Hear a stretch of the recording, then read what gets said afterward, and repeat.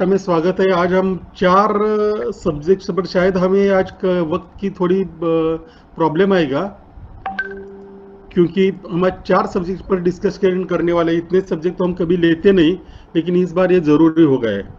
पहला सब्जेक्ट है जो हमने ऑलरेडी सबको एसआईसी को जो भेजा था उसके बारे में।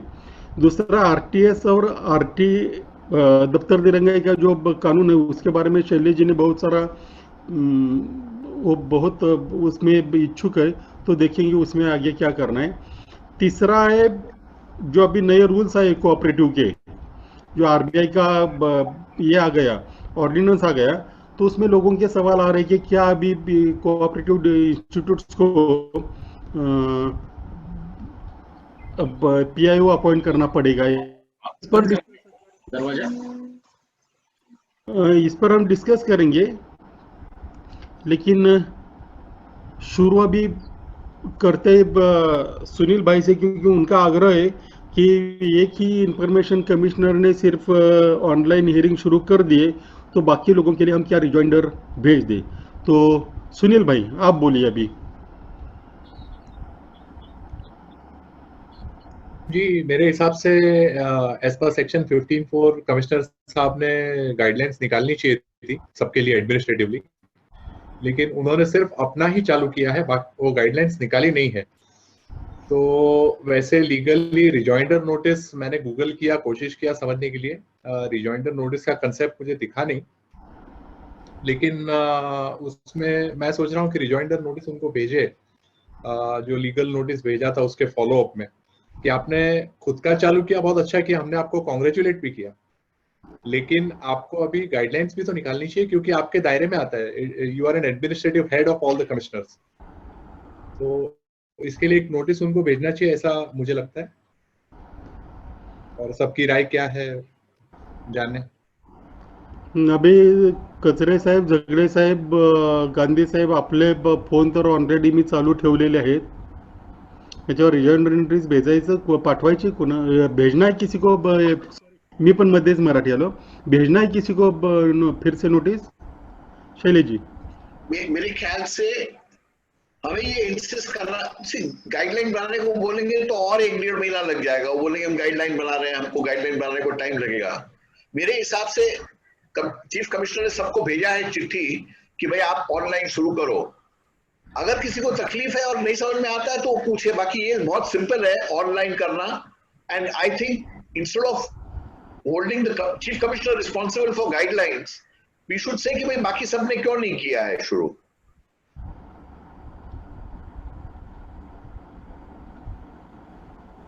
हाँ, आणखी कोण? हेलो, सगळ्यांचाच आवाज। मेरा तो कहना ऐसा है कि इसमें गाइडलाइन होनी नहीं चाहिए। जैसे कि हम अभी मीटिंग कर रहे हैं, जूम मीटिंग कर रहे हैं, आप इसके कोऑर्डिनेटर है और आप कर रहे हैं, आपको तो कोई ऐसे गाइडलाइन ही नहीं है, लेकिन बहुत अच्छा चल रहा है। बहुत सारे कॉर्पोरेट बहुत सब जगह ऐसे विदाउट गाइडलाइन ये सब जूम कर रहा है। तो अभी इसके लिए हर एक चीज के लिए गाइडलाइन होना मुझे लगता है कि ठीक नहीं है। उन्होंने इमीडिएटली शुरू करना चाहिए।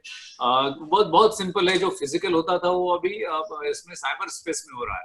तो इसमें क्या जरूरत क्या है, जो जिनको अच्छा लगे वो डेवलप करे, और ऐसा ही वो इवॉल्व होते जाएगा। एक तो हियरिंग में तो इवॉल्व हो जाएगा, ऐसा कुछ नहीं है। It's not very rocket science. तो इतना सिंपल बना दिया है सब प्लेटफॉर्म।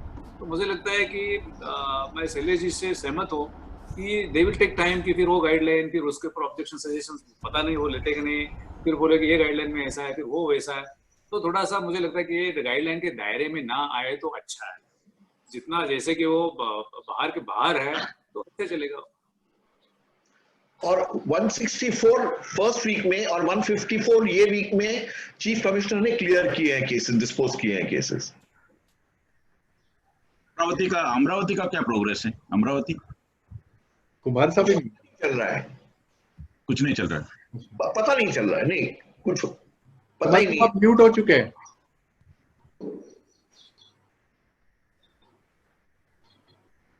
म्यूट है आपका माइक। हाँ, नहीं अमरावती का क्या, क्योंकि अमरावती है लेट, कोई खबर नहीं है, कोई खबर भी नहीं। तो क्या रिजल्ट? अमरावती का उन्होंने हियरिंग लगाई है, लेकिन उन्होंने क्लियर बहुत कम किया, 2 या 3 पर हियरिंग लगाए हुए दिन का किया है। तो उनका ग्रीवेंस कुछ अलग ही है और वो बोलते हैं कि नेट नहीं लगता है। मुझे लगता है वो रीजनिंग्स है, बट मुझे लगता है कि सभी इंफॉर्मेशन कमिश्नर को अपने आप वो काम चालू करना चाहिए। और ये मिनट्स ऑफ द मीटिंग में सभी ने बैठ के तय किया है, जो जूम कॉन्फ्रेंस में जो लिया गया था मिनट्स में भी है। उन्होंने कहा भी है कि हमने मिनट्स लिया है, हमने डिस्कस किया है, सब कुछ किया है। तो जब डिस्कस करने के बाद में it is well given to understand that you should start the virtual hearings.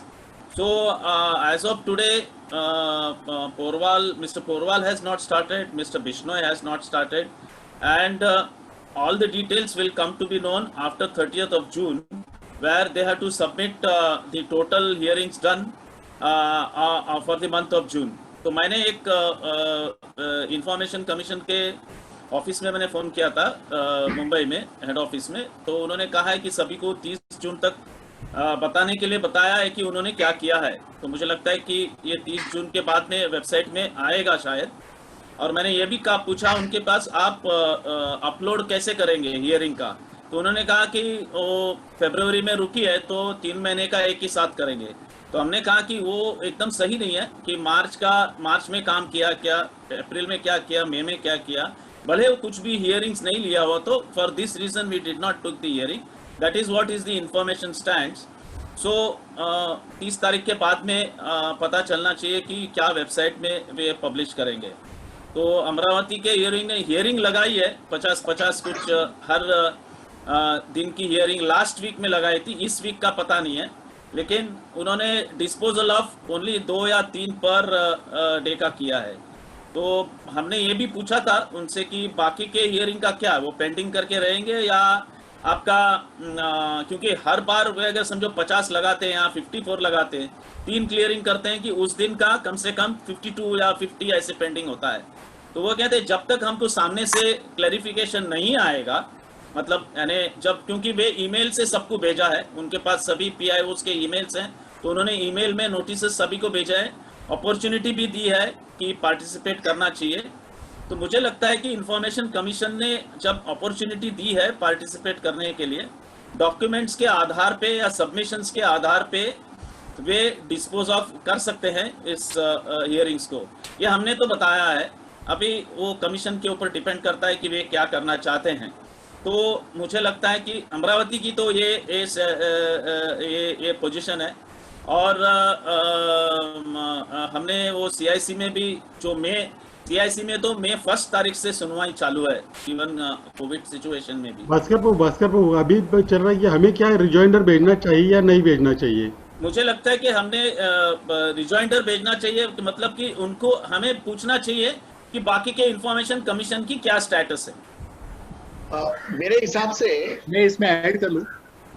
हाँ, पहली बात तो शायद मैंने गलत शब्द का प्रयोग किया, गाइडलाइन नहीं, direction, that would be the correct word, क्योंकि वो उनके दायरे में आता है। दूसरी बात ये कि अगर हम करते हैं रिजॉइंडर नोटिस इश्यू, तो नफा पता नहीं लेकिन नुकसान क्या है? नहीं, उससे अच्छा प्रॉब्लम ये है, फिर वो सेंट्रलाइज करने की बात हो जाएगी, फिर बोलेंगे हम इसकी मीटिंग करेंगे, चीफ कमिश्नर भी बंद कर देगा। सर अगर वो ऐसा कहे, वो तो पहले ही कह सकते थे। मुझे फीडबैक मिला है सर, मुझे फीडबैक मिला है कमीशन से कि जो कमिश्नर है उनको जब लीगल नोटिस मिला तो वो डिस्टर्ब हो गए, and that is precisely the reason why he started it.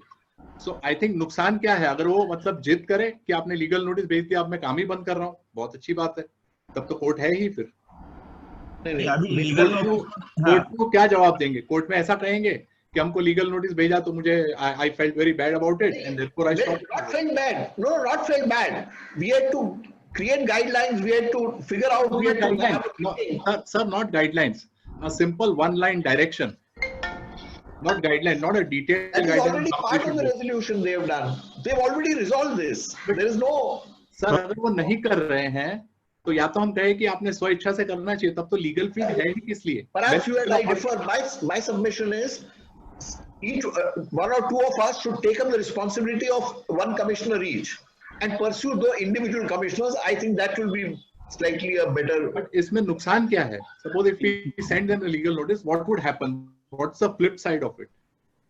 I would not be completely surprised if they say कि भी हमको अभी इसका evolve करना पड़ेगा, कैसे करना है. I think therefore the use of word direction and not guideline. There may be a difference. Let everyone decide together. And I think our notice has worked. We should do some follow-up work. Rejoinder is a must, I think. So we will also give a press release and express our displeasure that Katta is very displeased, and we will appreciate only SCIC and why it is not being done in the rest of the benches, because commission is a collective body. It is not individually, we need not follow up, because it is a collective body and everything should percolate from head office. So I think giving direction by SCIC to rest of the commissioner, because it is already well discussed, they can give, and they should give. It was our prayer in our earlier notice also that direction should be issued, but partially they have complied with, partially they have not. So for partial incomplete work we will follow it up. What is the problem?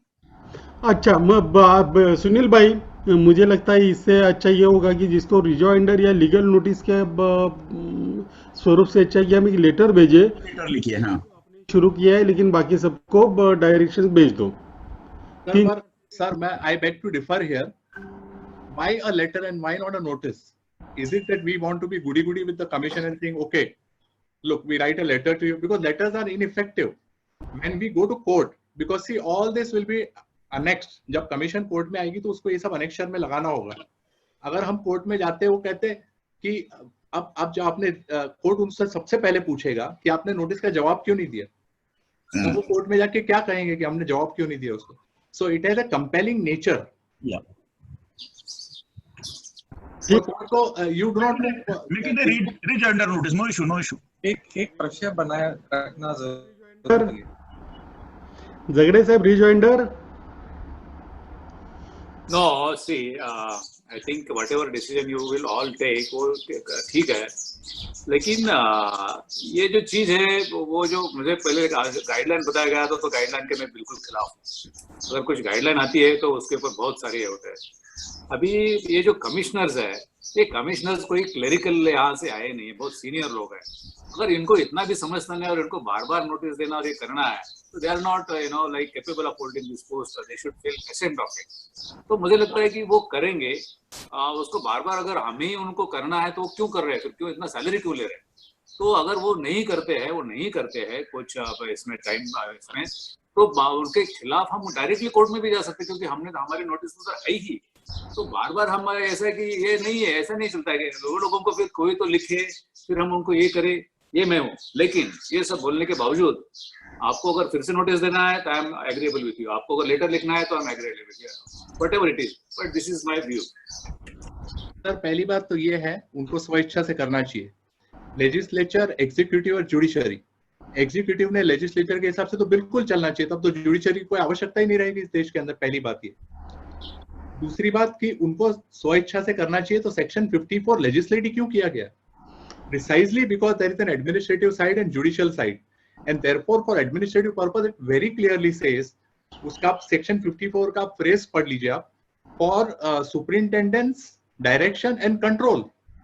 Now if he is not supposed to do a superintendent direction and control over the rest of the commission, why has section 15(4) be enacted? Sunil भाई यहाँ रुकते हैं, क्योंकि पौना घंटा हमारा इसमें ही चला गया है. तो ठीक है, एक रिजॉइंडर, लेकिन एक ठीक से ड्राफ्ट किया हुआ हम भेजेंगे अभी. तो डिसीजन समझ लो कि हम अगर चर्चा करते बैठेंगे तो हमारा भी SIC हो जाएगा. तो ठीक है, एक रिजॉइंडर हम भेजेंगे. ये तो अभी रिजॉइंडर नहीं भेजना है, वो थोड़ा सा समझ ले कि ये दोनों तरफ से जो विचार आ रहे हैं वो RTI के लिए ही आ रहे हैं. तो चलो, सुनील भाई जैसे, सुनील भाई कंपैरेटिवली यंग है, तो उनको शायद लगता है कि रिजॉइंडर से काम चल जाएगा. मैंने बाल डाई किए हुए. कंपैरेटिवली बोला मैंने कि यंग है, इसे नहीं बोला. कंपैरेटिवली हम लोगों से यंग है. अब तो एक रिजॉइंडर भेज देते, देखते उसका असर क्या होता है. तो रिजॉइंडर भेज देना एक तो फाइनल हो गया. दूसरी बात जो बात चल रही थी, हमारा दूसरा मुद्दा था वो 45 दिनों में हियरिंग वाला, तो इस पर शुरुआत शायद मुझे लगता है कि कचरे साफ करे, क्योंकि उन्होंने अंदर बाहर से दोनों तरफ से देखा है, दोनों को ट्रेन किया है। कचरे साफ यह होना चाहिए या यह पॉसिबल है? क्या हम जो कोर्ट के रूल्स आए थे, क्या वो उस पर अमल महाराष्ट्र में हो सकता है? नहीं, होना तो चाहिए, लेकिन without amendment it is not possible. Second, there are two high court rulings already. We have exchanged those rulings to each other. But after all, they are guiding force, and again, obiter vita and all legal jargons are there. We will keep discussing, but whether I am not sure whether it will be binding on our benches, our SICs. Shailesh ji. I also have doubt as to whether we will succeed. But एक चीज मैं देखता हूँ कि it would put the court in a very embarrassing situation. So I think it is worth a try. इसमें अपना नुकसान कुछ नहीं है, कुछ जैसा है वैसा रहेगा, या 45 डेज का ऑर्डर मिलेगा. 99% नहीं मिलेगा, मगर 1-2% भी चांस है, तो मैं समझता हूँ ये लेना चाहिए ये चांस. हाँ, लेकिन और मुझे लगता है पार्लियामेंट ने जानबूझकर डाला है, बिकॉज असं म्हणतात ना की भान ठेवून केलेला कायदा बेभानपणे वापरायला सुरुवात झाली. त्यामुळं might be parliament have thought it कि people may apply, appeals may be many and it may not be possible to do it within time limit. Point is 2 high court ने रूलिंग दिया है, तो वो हम लेके कोशिश करके देख सकते हैं. It may be if it succeeds we have a great gain, if it does not succeed we lose nothing. वो बोलना है कि अगर समझो सक्सेस भी हो गया, कोर्ट ने डायरेक्शन दिया, तो भी क्या ये महाराष्ट्र में पॉसिबल है? प्रैक्टिकेबल, दैट इज द वो 2 प्रेयर्स रहे कि एक तो सब कमिश्नर्स की जगह भरनी चाहिए, और इसको 1 साल या 2 साल में 45 डेज में करना चाहिए. एटलीस्ट एक मॉरल प्रेशर रहेगा, जो आज बिल्कुल नहीं है मेरे हिसाब से.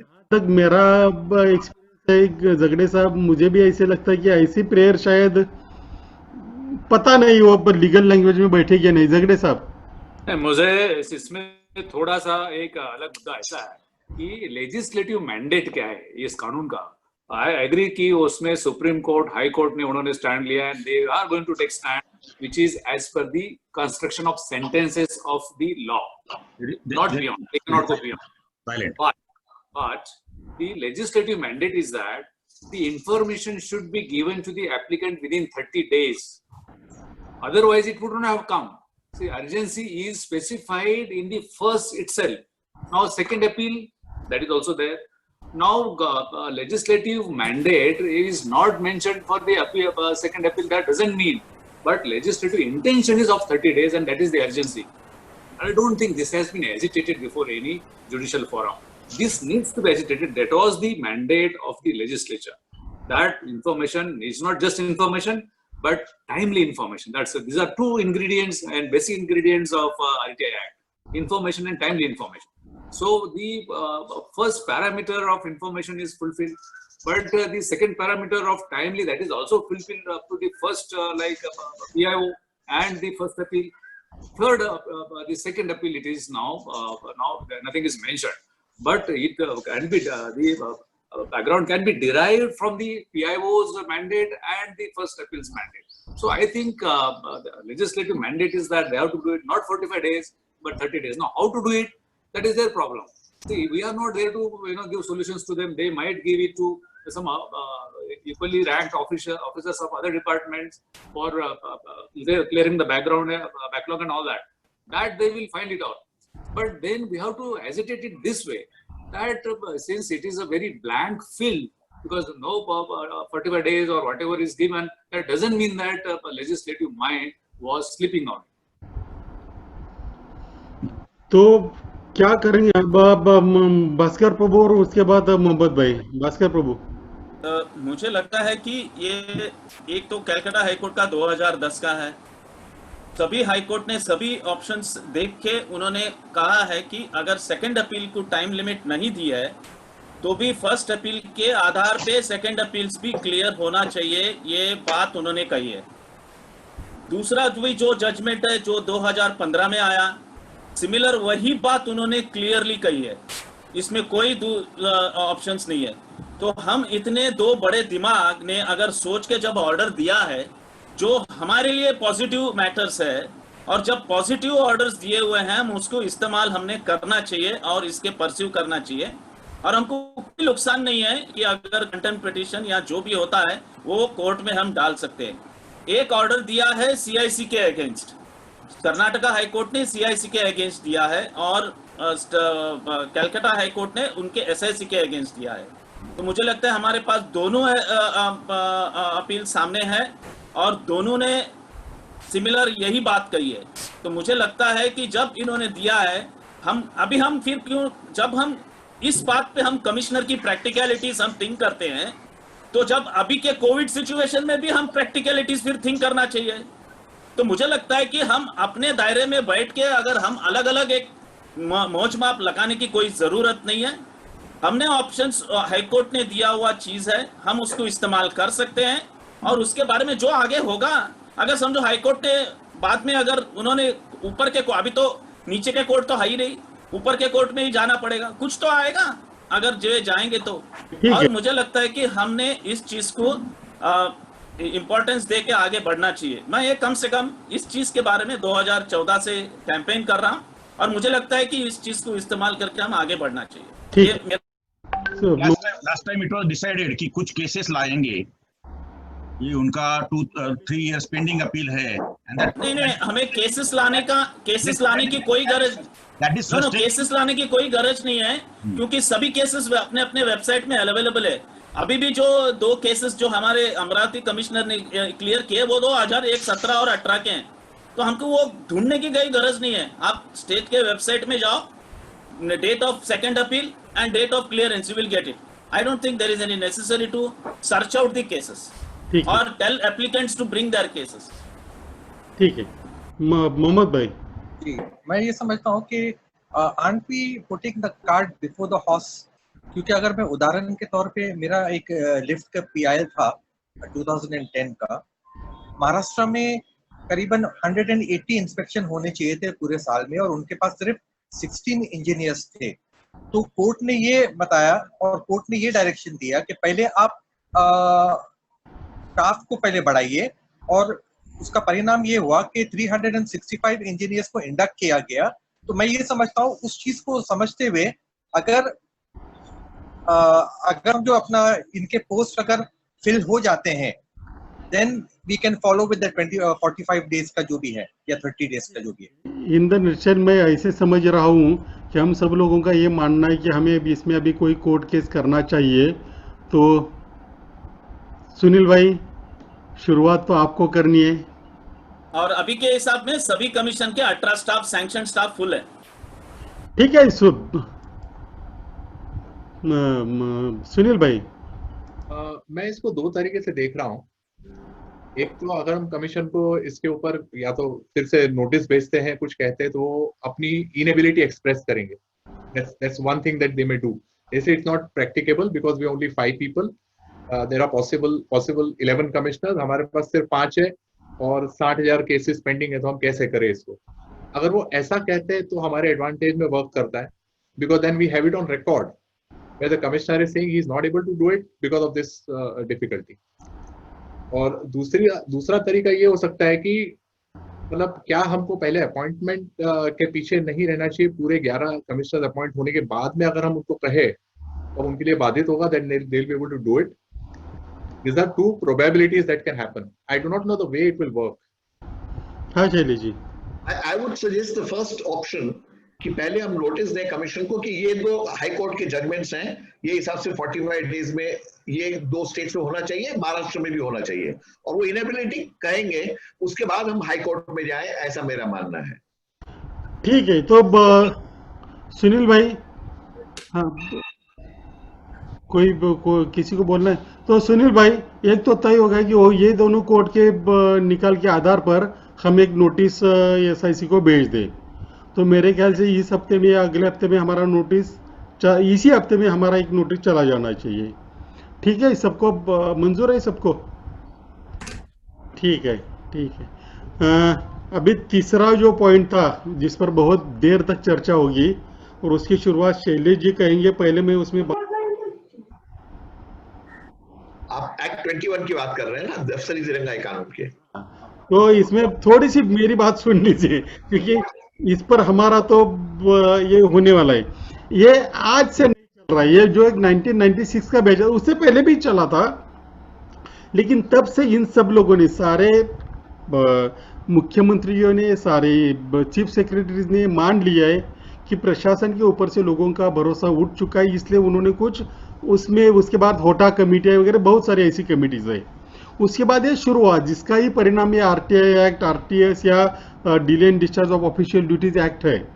पहले तो delay and discharge of official duties act वो आरटीएस के बराबर ही था, जैसे इससे सिमिलर ही था। कचरे जी ने उस पर लिखा भी है, उस पर उनके ये भी अवेलेबल है, मेरे पास है वो प्रेजेंटेशंस। तो दफ्तर दिरंगाई के कायदे का ही ये आरटीएस एक अलग स्वरूप है। और तीसरी बात मेरी एक है, एक ही मिनट में मैं अपना भी खत्म करता हूं, कि मुझे लगता है कि हम जो बार बार ये कहते हैं कि वकीलों के लिए अलग, मतलब कुछ भी आए, वकीलों पर हल्ला हो गया, उनके लिए अलग कानून चाहिए, डॉक्टर के लिए अलग कानून चाहिए, इसलिए हमें इसलिए एक अलग कानून चाहिए, उसलिए एक अलग कानून चाहिए, ये मुझे थोड़ा पसंद नहीं। तो किसी एक कानून की हम बात करें। और आप तो कहते कि आरटीएस अच्छा नहीं, आपको एक्ट 21 अच्छा लगता है लेकिन 31 अच्छा नहीं लगता, तो इसमें आगे कैसे जाना चाहिए? क्योंकि अगर हम ऐसे हर बार कानून, मेरा एक आर्टिकल है जो अन्ना हजारे की वजह से कानून आ गए, वो करीबन 39 प्रकार के उनके ये हो गए, हर बार एक से बढ़कर एक सर्कुलर निकाला है, हुआ किसका भी कुछ नहीं है। तो ये इसलिए हुआ नहीं कि उसमें कोई अकाउंटेबिलिटी नहीं, वैसे भी दोनों कानून में कोई अकाउंटेबिलिटी नहीं है। तो इसमें आगे जाने की बात शैलेश जी कह रहे, तो इसमें आप तीनों लोग, इसमें से दादा लोग हैं, कचरे साहब ने इसमें काम किया है, उनकी ही एजेंसी उस पर अभ्यास के लिए अपॉइंट की गई थी। तो इन तीनों पर मैं, आप तीनों का पहले बात आप तीनों रखिए और उसके बाद शैलेश जी शुरुआत आप कीजिए। मेरा एक रिक्वेस्ट है, मेरे हिसाब से ये टॉपिक ऐसा है जिसको ज्यादा टाइम की जरूरत है, अदरवाइज ये हम आज 4 घंटे बैठेंगे, आप चिंता मत कीजिए।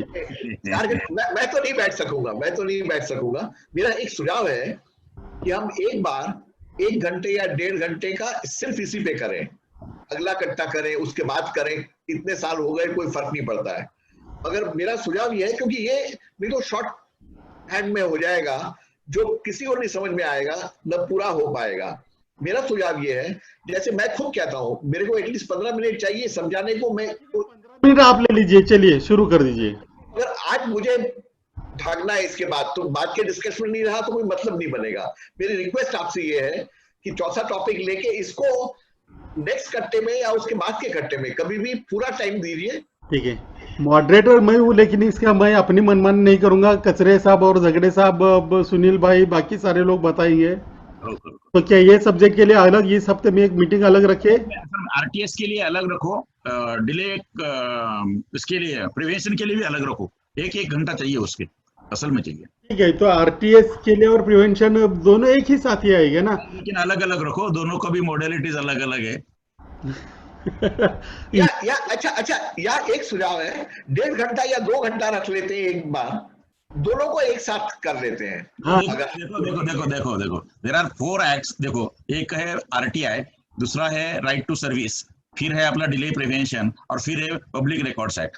This is the legal frame of the Maharashtra good governance. अगर असल में काम करने वालों को समझना है, सबको समझना है, और उसको हमें प्रेशर बिल्ड करना है और इम्प्लीमेंटेशन डिफिसिट को कम करना है, तो I think we should give time. I also agree we should give. I endorse Prahlad Kachre's suggestion. ठीक है, झगड़े सर।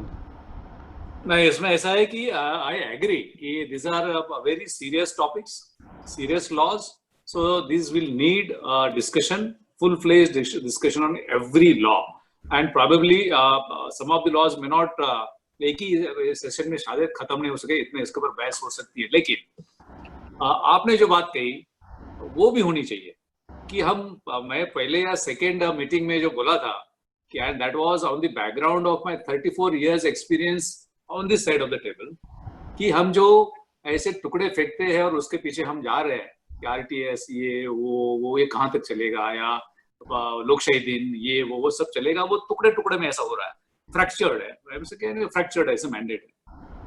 मेरा कहना है अगर ब्यूरोक्रेसी को इम्प्लीमेंटेशन में, हम तो पॉलिसी की बात ही नहीं कर रहे, ब्यूरोक्रेसी को अगर ये करना है तो आर्टिकल 166(3) के अंदर जो रूल्स ऑफ बिजनेस बनते हैं, वो रूल्स ऑफ बिजनेस में सबके दायरे में लाके उनके खिलाफ अगर उन्होंने इम्प्लीमेंट नहीं किया, अभी समझो कि उसको ऑडिट होना चाहिए। और आपका पहला 2005 का जो delays in performance of government duties का सेक्शन 12 है कि ऑडिट क्या हुआ, वो ऑडिट क्या हुआ, तो वो कहाँ आना चाहिए?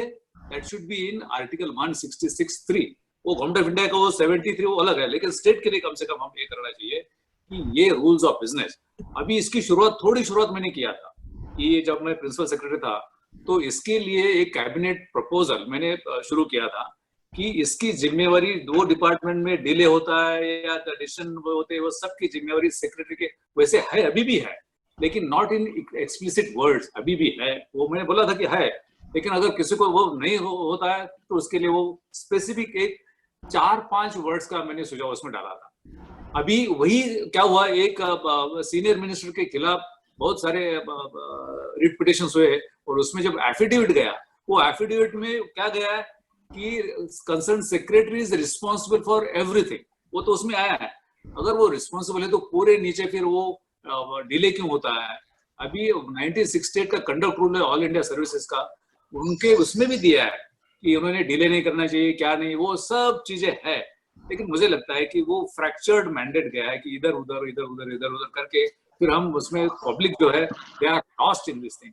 तो कभी ना कभी हर एक टॉपिक के ऊपर हम सेपरेट चर्चा करेंगे भी, लेकिन कभी ना कभी तो ये जो इनकी बेसिक रिस्पॉन्सिबिलिटी है ब्यूरोक्रेसी की, वो रूल्स ऑफ बिजनेस के अंदर उनको we have to bring them under one umbrella, otherwise it will get dissipated, it will get diluted down और फिर हम उसके पीछे भागते रहेंगे।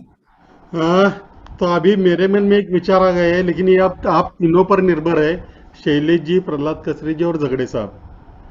ये मीटिंग हम कब लेंगे? 2 घंटे का मीटिंग लेंगे, वो जो मैं सोच रहा हूँ कि अपने जूम पर ही करेंगे, लेकिन वो फेसबुक और इस पर भी लाइव रहेगा ताकि ज़्यादा से ज़्यादा लोग उसमें सवाल भेजें। लेकिन ये अभी तीनों, इस हफ्ते के कोई भी डेट मुझे दीजिए, उस दिन मैं रखता हूँ, लेकिन तीनों आप इसमें, तीनों मतलब हम सब लोग होने चाहिए, लेकिन 3 लोग तो कम से कम जरूरी है लोग, क्योंकि मुझे किसी ना किसी को पकड़ने के लिए किसी ना किसी की गर्दन जरूरी होगी। तो बताइए, आप तीनों तारीख बताइए, अभी के अभी फाइनल कर देते। अगले मीटिंग ये कब रखेंगे? 2 घंटे का मतलब जितना चलेगा उतना, क्योंकि ये टॉपिक बहुत रुक्ष रहता है, इसमें ज्यादा लोगों का ये नहीं रहता इंटरेस्ट। तो बताइए मुझे तारीख। 4 तारीख छोड़ के मेरे हिसाब से कोई भी तारीख और कोई भी टाइम। झगड़े साहब मुझे मंगलवार छोड़ के चलेगा और सैटरडे, मंगलवार और सैटरडे, मंगलवार चलेगा, मंगलवार छोड़ के सैटरडे में आई कैन एडजस्ट। मंगलवार सैटरडे मेरा भी सैटरडे ही है, तो ये आने वाला मंगलवार छोड़ के साहब, यानी नॉट ऑन 30th, उसके बाद चलेगा। तो फिर शुक्र, आवाज नहीं आ रहा, बुधवार रखेंगे। तारीख कौन सा है बुधवार को? 1 तारीख रहेगा, 1 जुलाई। 1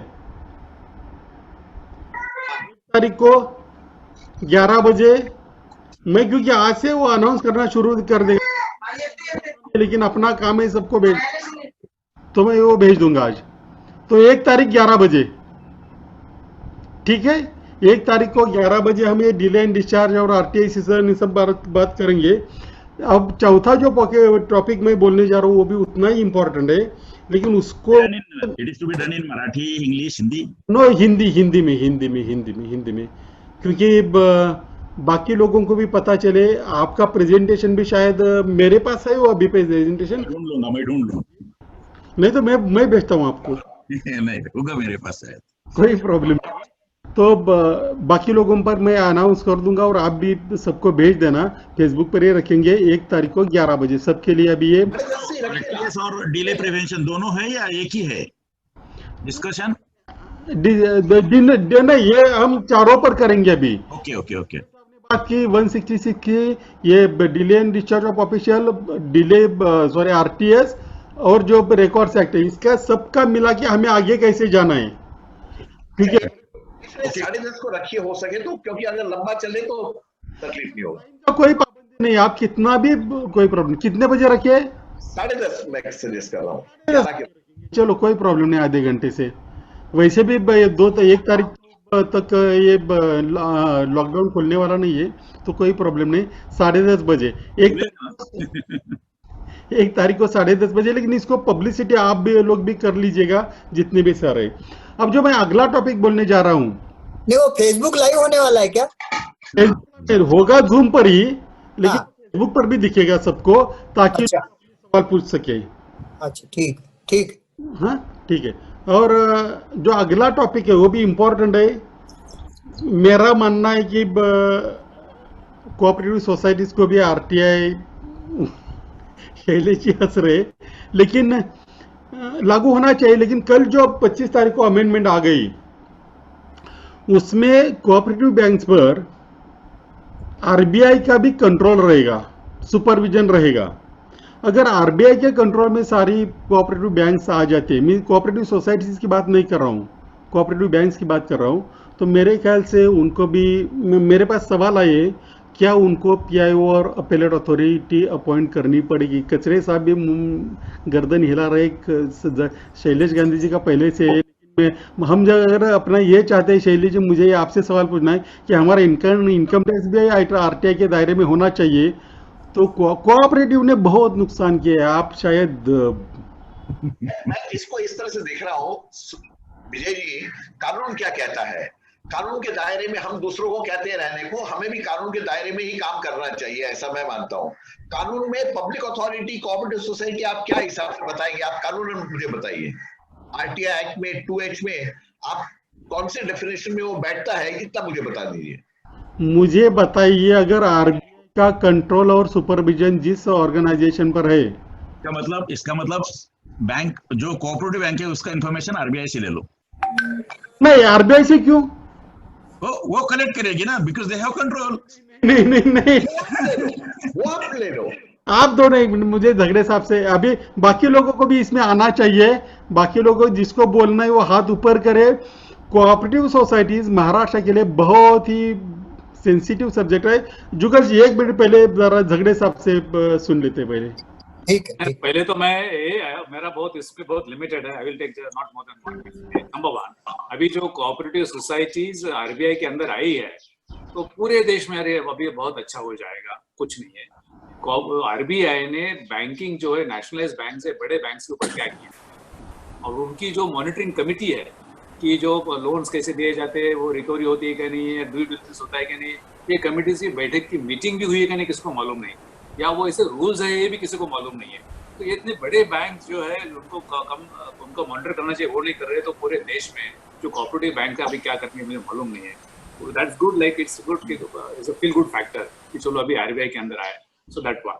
नंबर 2 इज लिटिल लार्जर। आप जो कहा है कि ये जो देश में अभी मूवमेंट चल रही है, ये वो तो आरटीआई के खिलाफ चल रही है, कैसे नहीं देना है, कौन से इंस्टीट्यूशंस के अंदर नहीं आना है, पॉलिटिकल नहीं आना है, ये नहीं आना है। मेरा कहना है कि बहुत सिंपल होना है। Any institution created under any statute of the country should be under RTI, that's all. इतना अगर ये नहीं होता है तो फिर उसको ये आए नहीं आए वो मेरा पर्सनल है, और ये मैं पहले से बोलते आ रहा हूँ। Any creation of the statute वो होना चाहिए। अभी पब्लिक लिमिटेड कंपनी, उसमें पब्लिक लिमिटेड कंपनी में अंदर क्या होता है, प्राइवेट लिमिटेड कंपनी उसमें क्या होता है, वो सब बाहर आना चाहिए अगर करना है तो। अगर नहीं करना है तो फिर हमने ये ऐसे इश्यूज के ऊपर डिस्कशन ही नहीं करना। हाँ, शैलेश जी तो अभी से गर्दन हिला रहे थे, इसमें टॉपिक बहुत बड़ा है। लेकिन मेरा सीधा सा मेरा मतलब हर एक महाराष्ट्र में रहने वाले हर एक आदमी का सवाल है, अगर आरबीआई का रेगुलेशन है, इससे पहले कोऑपरेटिव बैंक फंडामेंटल राइट समझा गया है, उसको पार्ट 9 कॉन्स्टिट्यूशन में लाया है, तो क्या इनको पीआईओ अपॉइंट करना चाहिए या नहीं चाहिए? बहुत बड़ा इश्यू है। लेकिन मेरे जहाँ तक क्योंकि इसमें हजारों करोड़ों लोगों का, लाखों करोड़ लोगों का सवाल है, तो सिर्फ इसलिए कि आरबीआई का कंट्रोल इसे आरबीआई से ले लो या कोऑपरेटिव से ले लो, इसने नुकसान किया है। तो मेरे ख्याल से कचरे साहब अभी आप बोल, हाँ गांधी साहब आप बोलिए। मैं खुद तो ये चाहता हूं कि हर चीज आना चाहिए आरटीआई में, ट्रांसपेरेंसी के मैं कंप्लीटली फेवर में हूँ, मगर मैं ये भी जान रहा हूँ कि इन प्रैक्टिस स्ट्रेटेजिकली आज सुप्रीम कोर्ट ने आरटीआई को एक्चुअली खत्म कर दिया है। 10 साल में आरटीआई खत्म हो जाएगा। उस सिचुएशन में हम कानून में तब्दीली की बात करें तो वो तो बेवकूफी होगी, वो हमारा हाराकिरी हो जाएगा, मतलब सुसाइड हो जाएगा। तो कानून में चेंज के बिना जो भी मिल सकता है वो लेना ही हमारा ये अधिकार है, वो भी आज सुप्रीम कोर्ट ने मना कर दिया है। ये 3 जजमेंट्स ने, आदित्य बंदोपाध्याय, गिरीश रामचंद्र देशपांडे और गुजरात हाई कोर्ट रूल्स, ये 3 मिला के आप देख लो तो 10 साल के अंदर आरटीआई खत्म हो जाएगा। उस स्टेज में अगर हम आरटीआई के एक्ट में कोई तब्दीली लाएं, हाँ, इसके इंटरप्रिटेशन में अगर आप बताते हैं तो जरूर बताइए। हाँ, झगड़े साहब आपने हाथ ऊपर किया। इसके ऊपर मेरे बहुत स्ट्रॉन्ग व्यूज है। And disclaimer, please don't take it otherwise. आपको अगर ये छोड़ दीजिए, यहीं पे छोड़ दीजिए, स्क्रीन के ऊपर छोड़ दीजिए। मेरे व्यूज ऐसे है, जब आरटीआई एक्ट आ गया तो पूरे देश में कंप्लासेंसी आ गई एक्टिविस्ट में कि चलो अभी अच्छा हुआ है। तो आरटीआई एक्ट में फिर वो गवर्नमेंट की तरफ से वो कभी अच्छा नहीं लगता है। I am telling you as a system कि किसी को भी वो अपने इंफॉर्मेशन देने के लिए वो नहीं लगता है, तो उनका रेजिस्टेंस ही रहेगा। उधर का रेजिस्टेंस क्या है कि वो डायल्यूशन कैसा होते जाए। इनफैक्ट वो एक्टिविस्ट और लाइक माइंडेड पीपल और सिविल सोसाइटी नहीं करना चाहते कि वो और ज्यादा स्ट्रांग कैसे बने। तो ये जो मैच नहीं हुआ है, वो गवर्नमेंट का जो तरीका हुआ कि वो डायल्यूशन हो जाए और इधर तो कोई रेजिस्टेंस एक बार हो गया तो चलो हो गया। मेरा कहना ऐसा है कि जैसे कुछ कंट्रीज में, ब्राजील या ऐसे कुछ कंट्रीज है जहाँ पे वो एक्सप्लिसिट फंडामेंटल राइट बना गया है। In fact I consider this act more important then election commission act जो है पब्लिक, क्योंकि यहीं से डेमोक्रेसी का जो है नींव रखी जाती है। This is the foundation. तो हमने उसके बाद एजुकेशन ऐसा किया था कि this should also be part of a fundamental right. तो कहीं ना कहीं तो फिर ये रुक जाता था कि डायल्यूशन का कहीं तो रुकता था, फंडामेंटल राइट अल्टीमेटली नहीं भी होता था। लेकिन कम से कम ये जो अभी डायल्यूशन होते जा रहा है, जैसे कि शैलेश जी बता रहे हैं कि वो खत्म हो जाएगा, तो कहीं ना कहीं तो रोकना पड़ेगा ना। एक बार लाया फिर वो खत्म होगा ऐसा नहीं होता है। वो काउंटर करने के लिए कुछ ना कुछ तो मूवमेंट चलनी चाहिए। नहीं, कोई भी कानून को इतना रेजिस्टेंस नहीं हुआ है, कोई भी फंडामेंटल राइट को। इंसिडेंटली राइट टू पब्लिश भी स्पेसिफिक फंडामेंटल राइट नहीं है कॉन्स्टिट्यूशन में, it arises from 1901A। But इस कानून में हम लोग मार यहाँ खा गए कि कोर्ट्स को हमने एडवर्सरी बना दिया, और वो कोर्ट्स सब everybody in power dislikes RTI. So ये हमें देख के चलना चाहिए कि अगर हम कानून में कोई तब्दीली की बात करेंगे, पावर स्ट्रक्चर उसको प्रेम से ले लेगी एंड खत्म कर देगी कानून को, ये मेरा मानना है। तो शैलेश जी, बाकी लोग तो वैसे हमारे कंपैरेटिवली वो बहुत लेट आरटीआई एक्ट में आ गए, लेकिन इसके लिए जिम्मेदार हम है, क्योंकि उस दिनों में जब करदड़े साहब थे उन दिनों में हम कह रहे थे कि हमें कोर्ट से पंगा नहीं लेना चाहिए।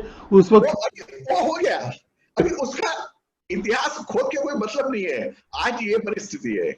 और दूसरी बात यह है जो आपने बोला कि आरटीआई खत्म हो जाएगा, आरटीआई इसलिए नहीं खत्म होगा, मुझे सबके बारे में आदर है, लेकिन मेरा मानना है कि आरटीआई अगर किसी हमारे या हमारे किसी लीडर्स की वजह से आया है तो हम शायद कोई गलती कर रहे हैं। ये इंटरनेशनल फाइनेंशियल इंस्टीट्यूट के दबाव की वजह से आया है, और जब तक बाहर का फाइनेंस हमें चाहिए तब तक आरटीआई को खत्म करना, वो अंदर कुछ बदलाव जरूर लाएंगे, लेकिन आरटीआई खत्म कर इसमें अलग से चर्चा करेंगे 1-1.5 घंटे की। बोलना देते जुगल जी। हाँ, नहीं, मेरा सिर्फ इतना कहना है, अभी जैसा बोल रहे थे कि कभी cooperative banks are going to come under RBI, reserve bank of India. मेरा ऑडिट का जो एक्सपीरियंस है, ऑडिट के हिसाब से it is already under the RBI. Dual control already audit के हिसाब में था। कमिश्नर कोऑपरेटिव सोसाइटीज का जैसे था कोऑपरेटिव एक्ट में, वैसे ही आरबीआई की तरफ से भी उसके लिए मैंडेटरी था, आरबीआई के इंस्पेक्शन था, आरबीआई के रिपोर्ट भेजने थे, वो सब उसके अंडर है।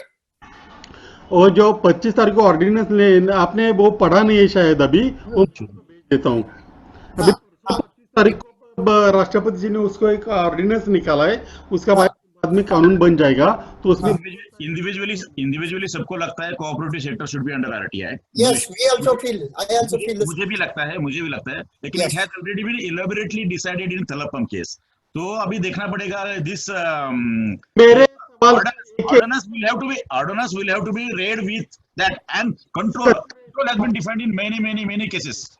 थलपम की बात छोड़िए, जिसका जवाब देना है शैलेश जी ने कभी अभी तक जवाब नहीं दिया है।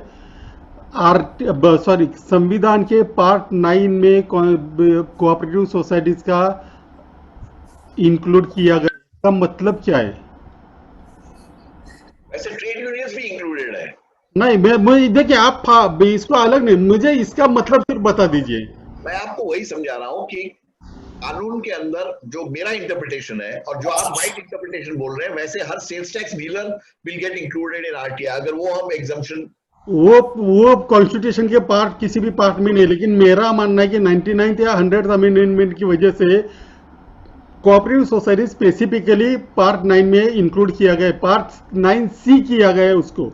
इसके लिए कभी पूरा हमें टाइम देना पड़ेगा, ये तीनों नहीं, हर एक को टाइम देंगे। चलो इस पर अभी शुरू कर देते। देखो, कई जगह पर मेरा कुछ का मैं क्या वेटो यूज कर रहा हूं मैं। चलो इस पर मुझे जवाब चाहिए, मुझे ये नहीं, मेरा कोई किसी कोऑपरेटिव सोसाइटी से कोई नहीं, लेकिन मुझे पार्ट 9 में इसका इंक्लूड किया है। तीनों में से आप चारों में से कोई भी जवाब दो, इसका मतलब क्या और क्यों किया गया, उसके रीजंस एंड ऑब्जेक्ट्स आप पढ़िए। मैं वही समझा रहा हूँ कि जो पब्लिक अथॉरिटी का डेफिनेशन है आरटीआई एक्ट में, उसमें कहाँ बैठता है, आप मुझे बताइए। पार्ट 9 के कॉन्स्टिट्यूशन के पार्ट 9 में आ गया कोऑपरेटिव सोसाइटी। स्पेसिफिक वो बॉडी क्रिएट होना चाहिए बाय कॉन्स्टिट्यूशन। जैसे एक एग्जांपल देता हूँ, Sikh Gurdwara Prabandhak committee has been created by an act of parliament और in the constitution, then it is included, not by itself. Constitution में तो बहुत कुछ आता है। मेरे बहुत सारे आर्टिकल्स है, कम से कम इसमें वकीलों में भी थोड़ा ये है, लेकिन 70% वकीलों ने मेरा ये बात मान लिए। लेकिन चलो अभी आगे चलते। झगड़े साहब, आप कुछ बोलना चाहते हैं इस पर तो बोलिए, नहीं तो अभी इसके आगे बहुत सारे लोगों को इस डिस्कशन में शामिल होना चाहिए, क्योंकि अभी एक को पकड़ते जाएंगे, हर एक मीटिंग में पकड़ते, इन द सेंस अच्छी लैंग्वेज में। तो मुझे लगता है कि अगर कोई कोर्ट से ऐसा डिसीजन मिल जाता है तो मैं बड़ा खुश हूँ, उसमें मेरी कोई तकलीफ नहीं है। I am very happy if a court decides this, but act के अमेंडमेंट के अगेंस्ट मैं जब इस पर डिस्कशन होगा वो डिसीजन आपको दे दूंगा। प्रॉब्लम ये है कि ठीक है, मैं वो डिसीजन आपको भेज दूंगा, सवाल है ये नहीं। अभी चारों मुद्दों पर हमारी चर्चा हो गई, एक मुद्दे पर हम कुछ बोलना चाहते हैं। हाँ, भास्कर जी कुछ बोलना चाहते हैं। भास्कर जी कहाँ आप? अरे आप ये बता दबाते जाओ ना तो पता चलेगा। रेज हैंड वाला है ना, तो बता। मुझे ये कहना है कि जब कोऑपरेटिव सोसाइटीज को सेक्शन, वो जो विजय कुमार जी ने जो बात बताई थी, उसके ऊपर एक लीगल ओपिनियन लिया गया था, मुझे लगता है नारायण वर्मा जी ने लिया था, तब उन्होंने भी कहा था कि वो कोऑपरेटिव सोसाइटीज की अभी सूचना अधिकार के दायरे में आ जाता है। लेकिन बहुत जगह में जब कोर्ट ने भी डिसीजन दिया हुआ है कि कोऑपरेटिव सोसाइटी डायरेक्टली नहीं दिया जाता है, वो भी इंफॉर्मेशन जो रजिस्टर ऑफ कोऑपरेटिव सोसाइटी के पास सबमिट किया जाता है वो आपको सूचना अधिकार के दायरे में मिलता है, या you have to the registrar has right to call for the information and provide it to the applicant.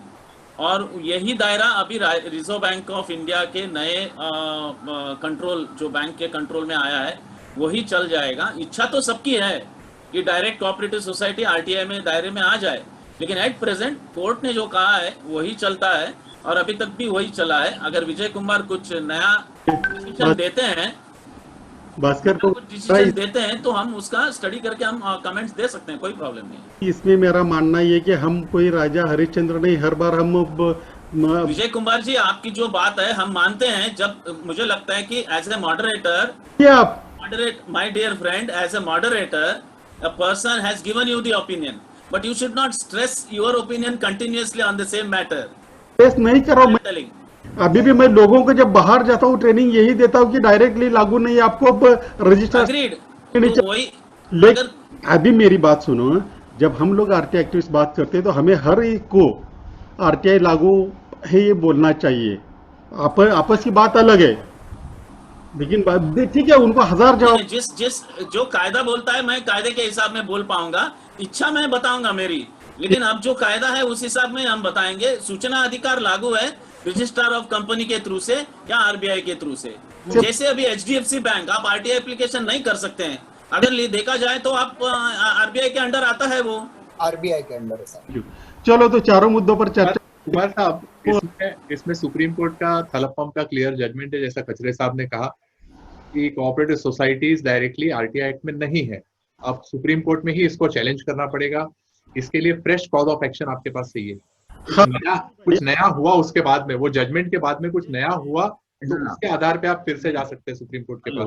देखो ना, कॉन्स्टिट्यूशनल अमेंडमेंट अगर नया है, कॉन्स्टिट्यूशनल अमेंडमेंट नया है, then we can go to supreme court. ये नहीं सुनील भाई, यही प्रॉब्लम है। ये आपने बिल्कुल सही कहा, लेकिन जब ये थलप्पम सुप्रीम कोर्ट में डिस्कस किया गया तब ये बात आ चुकी थी, लेकिन सुप्रीम कोर्ट के सामने रखी गई नहीं है। तो इसलिए आपकी बात सही है कि इसमें सुप्रीम कोर्ट ही चैलेंज करना पड़ेगा, लेकिन ये बात रखी गई नहीं है किसी भी हाई कोर्ट या सुप्रीम कोर्ट के सामने। ये इसमें बात है। तो ठीक है, चारों मुद्दों पर हमारी प्रॉब्लम होगी। 1 तारीख को हम मीटिंग रखेंगे। अभी जो आरटीआई में किसी के सवाल है, बहुत सारे लोग हैं जिसके कुछ लोगों ने अपना ये ओपन नहीं किया गया। आरटीआई में किसी का सवाल है?